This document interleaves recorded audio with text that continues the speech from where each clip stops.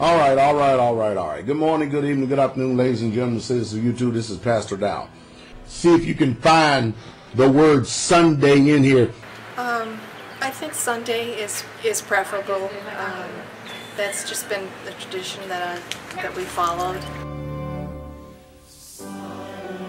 Society just has built it in that way, like to go to church on Sundays. It's just what we've always done, is tradition. Occasionally we might do a Saturday if we had something to do on Sunday. Usually a lot of us, we work Monday through Friday. We're off on the weekend, and we tend to give a little bit of extra or special time for the prayer on Sundays.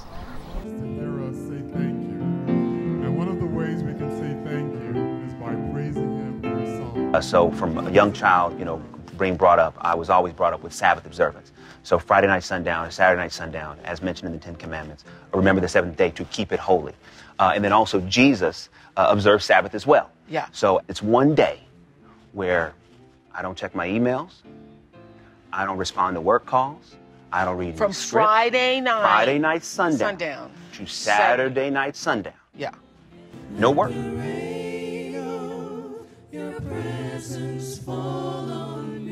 The Sabbath, I think, it was in the Old Testament and the Jewish tradition that they have to don't do anything on the Sabbath, which was a Saturday, I believe. I think God doesn't care what day people worship. I know some people would like to make Saturday the special day for praying, but for me, an example, my opinion would be on Sunday. And see if you can find one place that any of the prophets, any of the apostles, or the Messiah himself, Jesus the Christ, has ever repealed the Sabbath. Show me one commandment.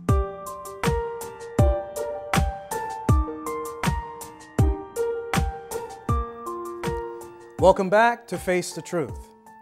Before our break, we learned the commandment regarding the Sabbath no longer applies in the Christian era, and the belief that this should be the exclusive day for worship is not a biblical teaching. Now, what is important is that we worship God. But will all forms of worship be acceptable to God? How can we know if God accepts all forms of worship or not? We're going to read what is written in the book of Matthew, chapter 15, and the verses 9. This is stated, "And in vain they worship me, teaching as doctrines the commandments of men." So, we ask the question, does God accept all forms of worship or all those who worship Him? Well, what we read is that there are those who worship God, but their worship of God is in vain, which is the equivalent to being useless or unacceptable to God. Why? Because their worship is not based on God's commandments. Instead, they are based on commandments of man, or human teachings and commandments. So what then is worship based on God's teachings and commandments? Who does God seek to worship Him? We will read now John chapter 4, a verse we read earlier in our lesson. John chapter 4, and the verse is 23. Christ said, "But the hour is coming, and now is, when the true worshipers will worship the Father in spirit and truth, for the Father is seeking such to worship Him." Now, Christ mentioned that the Father is seeking the true worshipers to worship Him. Now, when Christ mentioned that there are true worshipers being sought by the Father, it also indicates to us that there are others who are considered as false worshipers. Well, how can one be acceptable to God, gain the right to worship God, or how can one become a true worshiper? Hebrews 9 and 14,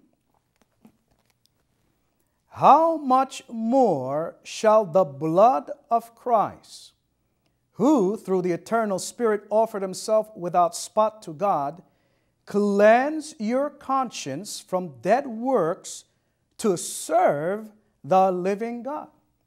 Notice, based on what we have read, for one to be able to serve God, for one to be able to worship God, one has to be cleansed from dead works or sins.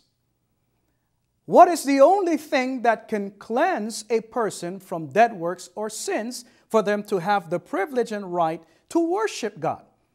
It is only the blood of Christ that can cleanse us from sin.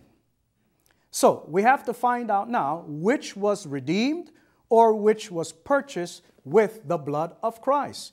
We'll read from the book of Acts. The chapter is 20 and the verse is 28. Take heed therefore to yourselves and to all the flock over which the Holy Spirit has appointed you overseers, to feed the church of Christ, which he has purchased with his blood. The church of Christ, based on the teaching of the Bible, was redeemed by Christ with his blood. This is then what people should be concerned about when we're talking about worship and serving God. Instead of concentrating or worrying about what particular day one should worship, because any day can be a day of worship, we should first be concerned about if we are among the members of the Church of Christ who have been cleansed or redeemed by the blood of Christ. Because being redeemed by the blood of Christ gives us the right and the privilege to serve God. It is only then that we could be considered by God as true worshipers and be able to fulfill our inherent duty to worship our Almighty Creator. And so the truth may be painful at first, but whether we like it or not, whether we believe it or not, the truth is something we all must face. Thanks for joining us. I am Brother Barry Thompson. Until next time, God bless.